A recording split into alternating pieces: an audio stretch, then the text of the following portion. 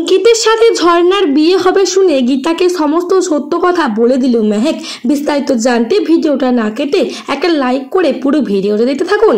গল্পে শুধু দেখতে পাচ্ছি কৃপান পুরোপুরিভাবে মেহেককে ভয় দেখাতে থাকে যে অঙ্কিতকে সে শ্যুট করে ফেলবে যতক্ষণ না যে তাকে বিয়ে করতে পারছে। কিন্তু মেহেক কোনো মতে এই বিয়েতে রাজি নয়। কিন্তু মেহেকের যে আর কোনো উপায় নেই, তাই তো মেহেক মডার্ন ড্রেস পরে অগ্নিত মুখার্জি গীতা সকলের সঙ্গে কিন্তু খারাপ ব্যবহার করতে থাকে।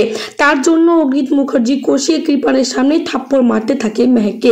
আর অগ্নিত মুখার্জি বারবার করে বলতে থাকে তুই জন্মের সময় মারা গেলি না কেন।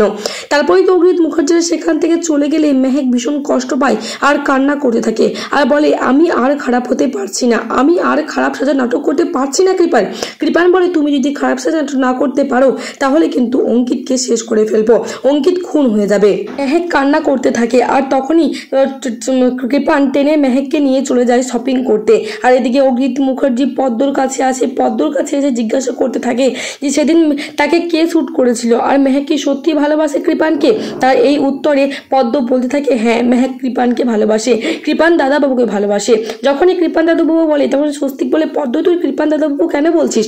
তখনই পদ্ম বলে যতই আমি পড়াশোনা করি না কেন কিন্তু আমার সেই চাকরানি ভাব আমার থেকে যাবে, আমি তো ওদের ঘরে একজন সার্ভেন্ট তাই না, তাই আমার এই নাম আর এই ডাক কোনোদিনও ঘুচবে না। আর সত্যি তো ওদের সাথে কৃপার সাথে তো আমার কোনোদিনও বিয়ে হয়নি, তাহলে এটা আমি মানি কি করে। মেহেক দিদিকে আর কৃপান দাদা ভাইকে ওদেরকে একসাথে থাকতে দাও, ওরা সুখী হবে, দেখবে আমি ওদের মাঝে আর যাব না। ধীমান সেন তো গীতাকে ফোন করে জানিয়ে দিয়েছে মেহেকের সাথে কৃপানের বিয়েটা হয়ে গেলে খুব তাড়াতাড়ি ঝর্ণার সাথে অঙ্কিতের বিয়েটাও দিয়ে দেবে। যেটা শোনার পর রীতিমতো চমকে গিয়েছিল গীতা কোনো কিছু বলতে পারছে না। আর এদিকে মেহেক তো বুঝতেই পারছে না যে কি হতে চলেছে। তারপর মেহেককে ফোন করে বলে যে মেহেক তুমি কৃপানকে বিয়ে করছো কিন্তু তুমি জানো অঙ্কিতের সাথে ঝর্ণার বিয়ে হবে বলছে।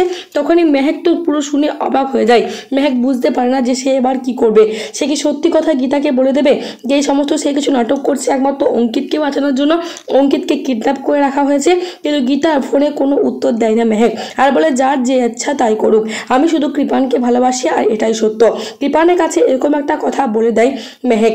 গীতা ভাবতে থাকে কোনো না কোনো একটা ব্যাপার আছেই, তাই তো অঙ্কিতের সাথে ঝর্ণার যে বিয়ে হবে তাই একটা নকল কার্ড বানিয়ে মেহেককে পাঠিয়ে দেয়। যেটা দেখার পর মেহেক তো পুরোপুরিভাবে চমকে গেছে। মেহেক মনে মনে ভাবতে থাকে কিন্তু অঙ্কিতকে তো কিডন্যাপ করে রেখেছে, তাহলে অঙ্কিতের সাথে ঝর্ণার বিয়েটা হবে কি করে। আর যদি সত্যি আমার সাথে কৃপানের বিয়েটা হয়ে যায় তাহলে শুধু ঝর্ণার সাথেও অঙ্কিতের বিয়েটা হয়ে যাবে। তাহলে এবার আমি কি করব, আমার আর কোনো পথ নেই। লুকিয়ে লুকিয়ে এবার আমাকে গীতা বৌদিকে সমস্ত কিছু জানাতে হবে যে কৃপান কিভাবে খেলাটা খেলছে। এই খেলা একমাত্র গীতা বৌদি ঘোরাতে পারবে। তারপরে তো মেহেক সমস্ত দিক বুঝে ভেবে চিন্তা করে। তারপরে মেহেক ফোন করে গীতাকে আর ফোন করে বলে গীতা বৌদি তোমার সাথে আমার একটা খুব জরুরি কথা আছে। গীতা বলে বলো মেহেক কি কথা, আমি যে তোমার কাছে মুখ থেকে এটাই শুনতে চাইছি।